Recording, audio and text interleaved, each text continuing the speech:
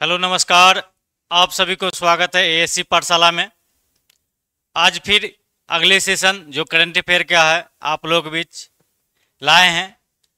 जो भी बच्चे अभी आने वाले कॉम्पिटिटिव एग्जाम को अपेयर करना चाहते हैं, शामिल होना चाहते हैं, उनके लिए बेहद ही उपयोगी क्वेश्चन होगा, बेहद ही उपयोगी तथ्य होगा। तो आप सभी बच्चे जो भी आने वाले एग्जाम में सम्मिलित होना चाहते हैं, इस सेशन को ध्यान से देखें और अधिक से अधिक उन बच्चे तक पहुंचाएं, शेयर करें, ताकि जो बच्चे अपियर होने वाले हैं उन सभी को लाभ मिल सके। तो चलिए आज का सेशन शुरू करते हैं। देखिए, पहला क्वेश्चन है, आंध्र प्रदेश में खुला भारत का पहला ट्रांसमीडिया इंटरटेनमेंट हब। ये entertainment hub, transmedia entertainment hub कहाँ खुला है? तो आंध्र प्रदेश में खुला है। Transmedia entertainment hub. हाल ही में आंध्र प्रदेश के मुख्यमंत्री चंद्रबाबू नायडू ने भारत के पहले ट्रांसमीडिया मनोरंजन शहर क्रिएटर लैंड, इसका जो नाम रखा क्रिएटर लैंड, के शुभारंभ की घोषणा की है। यह घोषणा वेब शिखर सम्मेलन के दौरान की गई। 10,000 करोड़ की लागत वाली इस परियोजना से लगभग 25,000 नई नौकरियों के सृजन की उम्मीद है। इस पहल का उद्देश्य अमरावती को रचनात्मक उद्योगों और डिजिटल नवाचार के वैश्विक केंद्र के रूप में विकसित करना है। देखिए, ये जो ट्रांसमीडिया इंटरटेनमेंट हब है, जो कितना, तो 10,000 करोड़ की लागत से बन रही है। ठीक है, इसका वेब शिखर सम्मेलन में जो है दौरान इसकी घोषणा की गई और इसमें लगभग अनुमान जताया जा रहा है कि 25,000 नई नौकरियों का इस ट्रांसमीडिया इंटरटेनमेंट हब जो नया शुरुआत की है चंद्रबाबू नायडू द्वारा, आंध्र प्रदेश के मुख्यमंत्री द्वारा, इसमें नए नौकरी का भी ऑप्शन खुल रहे हैं। अगला क्वेश्चन देखते हैं, मानवीय सहायता और आपदा राहत अभ्यास। मानवीय सहायता और आपदा राहत अभ्यास INS शारदा 4 मई से 10 मई तक मालदीव के माफिला फुसी एटोल में आयोजित मानवीय सहायता और आपदा राहत अभ्यास में भाग ले रहे हैं।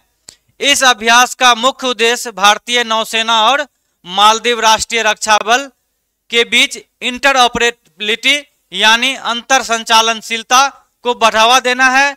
यह अभ्यास आपदा के समय समन्वय और त्वरित प्रतिक्रिया की क्षमता को सशक्त करने के लिए आयोजित किया जा रहा है। भारत की क्षेत्रीय सहयोग के प्रति प्रतिबद्धता और महासागर दृष्टिकोण के तहत इस अभ्यास का आयोजन किया जा रहा है। देखिए, मानवीय सहायता और आपदा राहत अभ्यास ये जो चल रहे हैं आपको कितना से INS शारदा 4 मई से 10 मई तक मालदीव के माफिला फुसी एटोल में ये जो है चल रहा है मानवीय सहायता और आपदा राहत अभ्यास, मालदीव के माफिला फुसी एटोला में। ठीक है,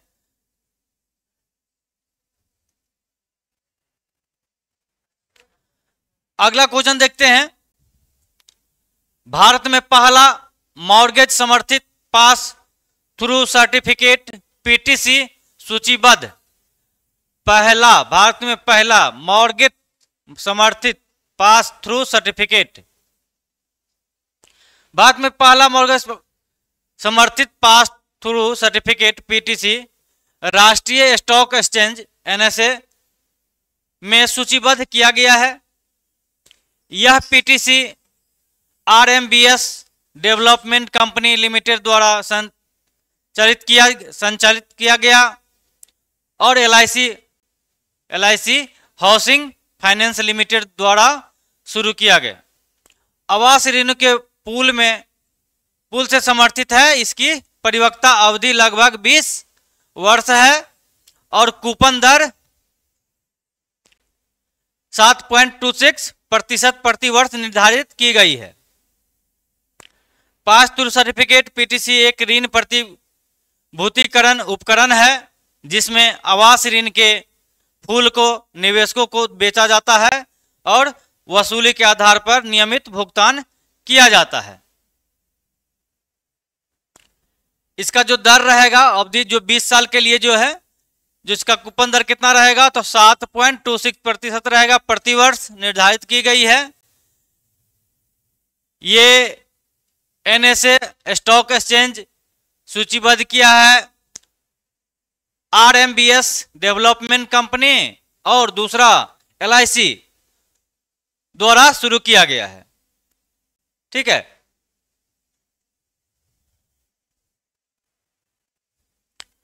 गिफ्ट सिटी में भारतीय विदेश व्यापार संस्थान का ऑफ कैंपस सेंटर बनेगा। क्या बनेगा? Gift city. गिफ्ट सिटी जो कहां है तो गुजरात में है, गुजरात में बना है गिफ्ट सिटी। भारतीय विदेश व्यापार संस्थान का ऑफ कैंपस सेंटर बनेगा।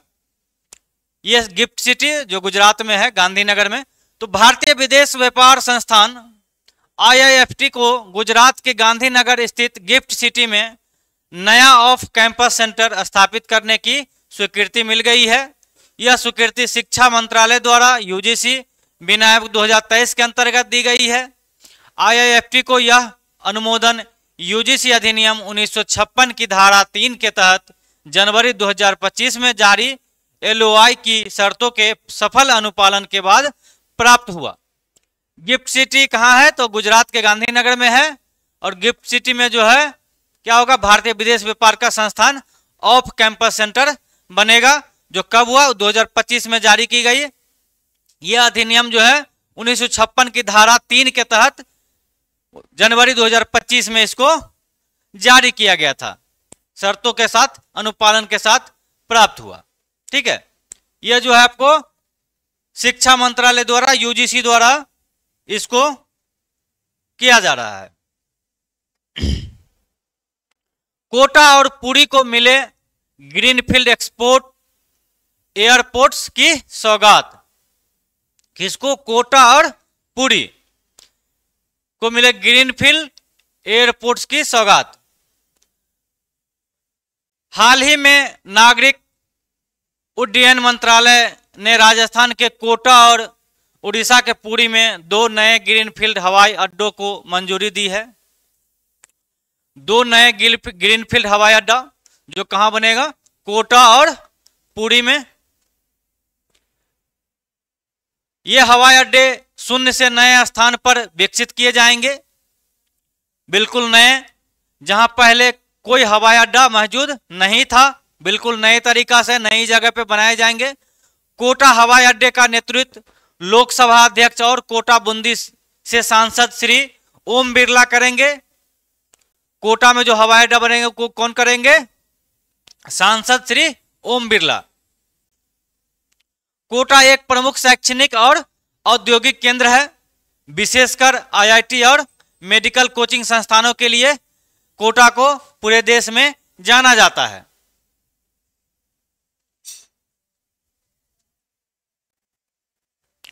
अगला क्वेश्चन देखते हैं। यूएई विश्वविद्यालय ने बनाया उन्नत non surgical blood flow monitor. क्या बनाया है यूएई ने? विश्वविद्यालय उन्नत non surgical blood flow monitor. संयुक्त अरब अमीरात विश्वविद्यालय के शोधकर्ताओं ने एक नई नॉन सर्जिकल तकनीक विकसित की है जो रक्त प्रवाह की निगरानी के लिए पीजो इलेक्ट्रिक प्रेशर सेंसर का उपयोग करती है। पीजो इलेक्ट्रिक प्रेशर सेंसर का उपयोग करती है। यह तकनीक शरीर के अंदर रक्त प्रवाह को बिना किसी चीर फाड़ के सटीक रूप से मापने में सक्षम है। इसमें उपयोग किए गए पीजो इलेक्ट्रिक मटेरियल यांत्रिक तनाव पर विद्युत क्षेत्र उत्पन्न करते हैं, जिससे सेंसर रक्त प्रवाह की गति, चिपचिपाहट और दिशा को पहचान सकता है। ये जो सर्जिकल ब्लड फ्लो मॉनिटर है, सर्जिकल ब्लड फ्लो, ये कोई ऑपरेशन की जरूरत नहीं होती है, कोई चीरफाड़ कोई सी का जरूरत नहीं होता। ये एक यंत्र है जो सटीक रूप से मापने में काम आता है, कोई चीरफाड़ की जरूरत नहीं पड़ती है।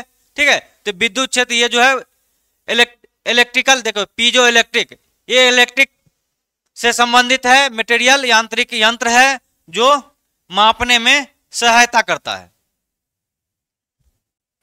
आगे देखते हैं, फ्रेडरिक मर्क्स जर्मनी के 10वें चांसलर चुने गए। फ्रेडरिक मर्ज जर्मनी के, क्या नाम है, फ्रेडरिक मर्ज जर्मनी के 10वें चांसलर चुने गए हैं, 10वें। Christian Democratic Union CDU party के नेता फ्रेडरिक मर्ज को 6 मई 2025 को जर्मनी का 10वां चांसलर चुना गया है, जर्मनी का 10वां चांसलर चुना गया है। यह चुनाव जर्मन संसद बुंडेस्टाग में हुआ, जिसे उन्हें दूसरे दौर के मतदाता में चुना गया है। द्वितीय विश्व युद्ध के बाद यह पहली बार है जब जर्मनी चांसलर का चुनाव दूसरे दौर में हुआ है। क्या है, तो द्वितीय विश्व युद्ध के बाद यह पहली बार है जो जर्मनी में चांसलर का चुनाव दूसरे दौर में हुआ है। जर्मन संविधान के अनुसार चांसलर पद के लिए उम्मीदवार का जर्मनी का नागरिक होना और न्यूनतम आयु 18 वर्ष होना आवश्यक है। ठीक है, तो क्या अभी जर्मनी का 10वें चांसलर चुना गया, क्या नाम है, फ्रेडरिक मर्ज, जो दूसरे दौर का, जर्मनी का दूसरे दौर का चांसलर चुना गया है, फ्रेडरिक मर्ज को। अगला क्वेश्चन देते हैं, भारत ने IMF बोर्ड से अपने एग्जीक्यूटिव डायरेक्टर को हटाया। भारत ने IMF बोर्ड से अपने एग्जीक्यूटिव डायरेक्टर को हटाया।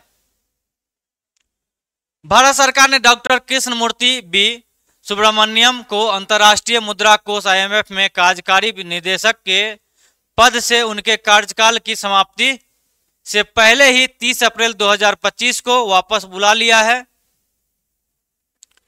उनकी नियुक्ति 1 नवंबर 2022 को हुई थी और उनका कार्यकाल 31 अक्टूबर 2025 तक प्रस्तावित था।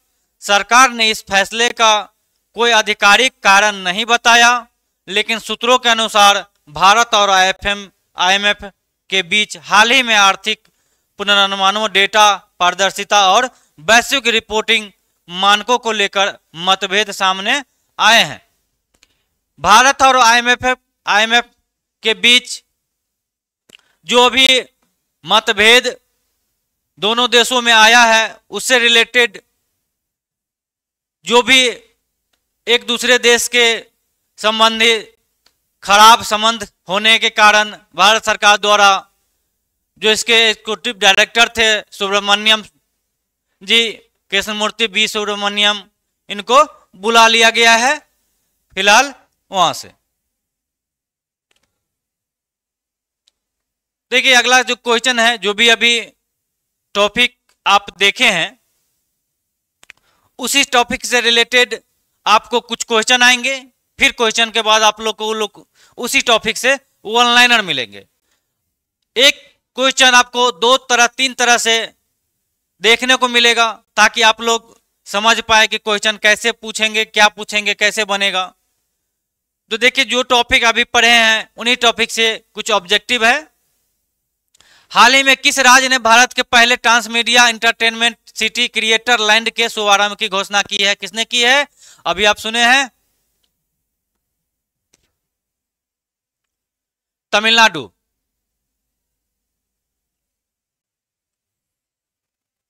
आंध्र प्रदेश के मुख्यमंत्री चंद्रबाबू नायडू ने भारत के पहले ट्रांसमीडिया मनोरंजन शहर क्रिएटर लैंड की घोषणा वेब शिखर सम्मेलन में की है। विशाखापट्टनम बनने वाली यह योजना पर लगभग 25,000 नौकरियां, ये सब बताई दिए, वही है VR निर्भर प्लेटफॉर्म जैसे 25,000 लोगों का नौकरी का मिलेगा। निम्नलिखित में से कौन सा ग्रीनफील्ड हवाई अड्डे का उदाहरण है? ग्रीनफील्ड हवाई अड्डे का उदाहरण है तो क्या है? जोधपुर हवाई अड्डा, आगरा एयरपोर्ट, इंदिरा गांधी अंतरराष्ट्रीय, नोएडा जेवर अंतरराष्ट्रीय हवाई। ग्रीनफील्ड हवाई अड्डे, ग्रीनफील्ड हवाई अड्डे नोएडा में जो है जेवर अंतरराष्ट्रीय हवाई अड्डा, इसको ग्रीनफील्ड हवाई अड्डे का उदाहरण है। नागरिक उड्डयन मंत्रालय ने हाल ही में राजस्थान के कोटा और उड़ीसा के पुरी 2 नए ग्रीनफील्ड का हवाई अड्डे का मंजूरी दी है। कहाँ? कोटा और पुरी, उड़ीसा के पुरी में।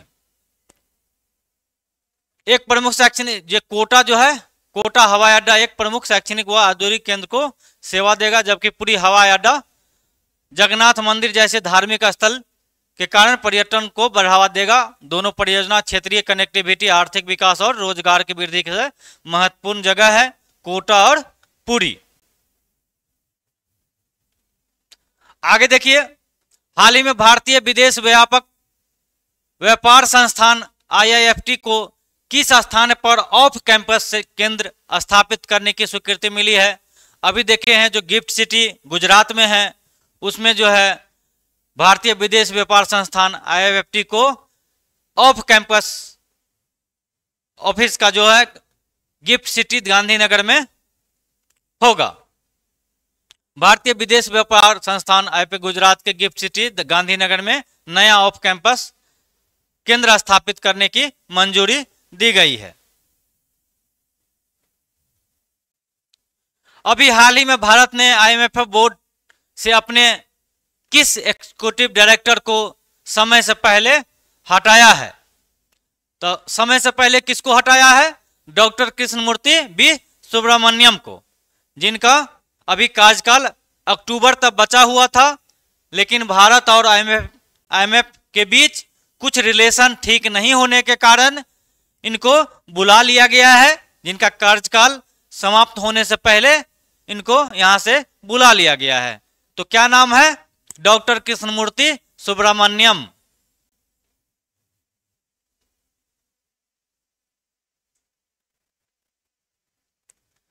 अभी हाल ही में फ्रेडरिक मजे किस देश के चांसलर नियुक्त किए गए हैं?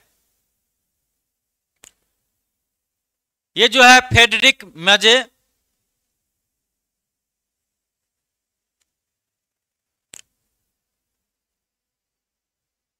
कह रहा है, अभी हाल ही में फ्रेडरिक मजे किस देश के चांसलर नियुक्त किए गए हैं? तो अभी आप पढ़े हैं जर्मनी का चांसलर, जो 10वें चांसलर के रूप में नियुक्त किए गए हैं। 6 मई 2025 को इंडियन डेमोक्रेटिक यूनियन के नेता फ्रेडरिक मर्ज जर्मनी के 10वें चांसलर चुने गए हैं। वे बुंडेलस्टाग में दूसरे दौर के मतदान में विजयी हुए, जो द्वितीय विश्व युद्ध के बाद पहली बार बुंडेलस्टाग के 21वें सत्र के में कुल 630 सदस्य हैं और CDU ने 164 सीट हासिल की। 59 वर्षीय मर्ज जर्मनी के दूसरे सबसे उम्रदराज चांसलर हैं। जर्मनी की राजधानी बर्लिन है और राष्ट्रपति फ्रैंक वाल्टर स्टीनमियर है। जर्मनी का राजधानी कहाँ है? तो बर्लिन है, और राष्ट्रपति जर्मनी का भी कौन है? Frank Walter Steinmeier. 10वें मेयर के रूप में चुना गया है फ्रेडरिक मर्ज को।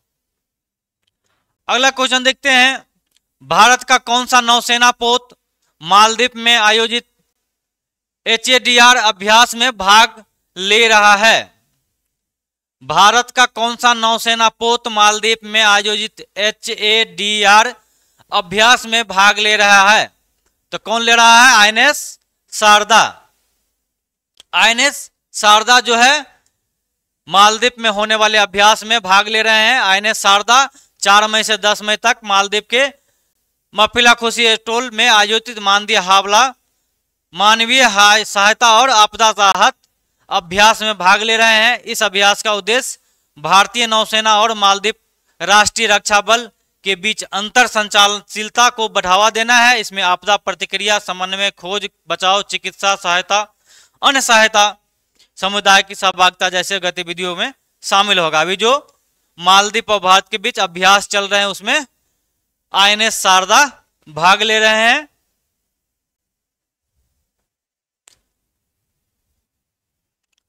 अभी हाल ही में किस विश्वविद्यालय के द्वारा non surgical blood flow monitor का निर्माण किया गया है?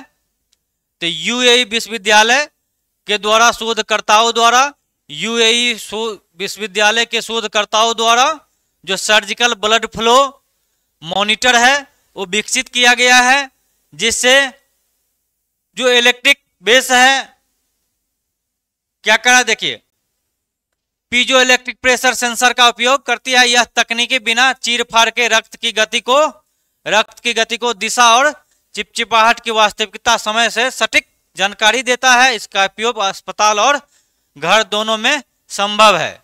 अस्पताल और घर दोनों में ये मॉनिटर का उपयोग संभव है। भारत में प्रथम मॉर्गेज समर्थित पास थ्रू सर्टिफिकेट का समर्थन किसके द्वारा जारी ऋणों के पूल से किया गया? तो LIC हाउसिंग फाइनेंस के द्वारा किया गया। LIC हाउसिंग फाइनेंस के द्वारा किया गया। भारत में पहला मॉर्गेज समर्थित पास थ्रू सर्टिफिकेट PTC राष्ट्रीय स्टॉक एक्सचेंज NSE में सूचीबद्ध किया। यह PTC RMBS डेवलपमेंट कंपनी और हाउसिंग फाइनेंस LIC द्वारा ऋण के पूल के समर्पित। इसकी परिपक्वता 20 वर्ष और कूपन दर कितना रखा गया था? तो 7.26 प्रति वर्ष रखा गया है।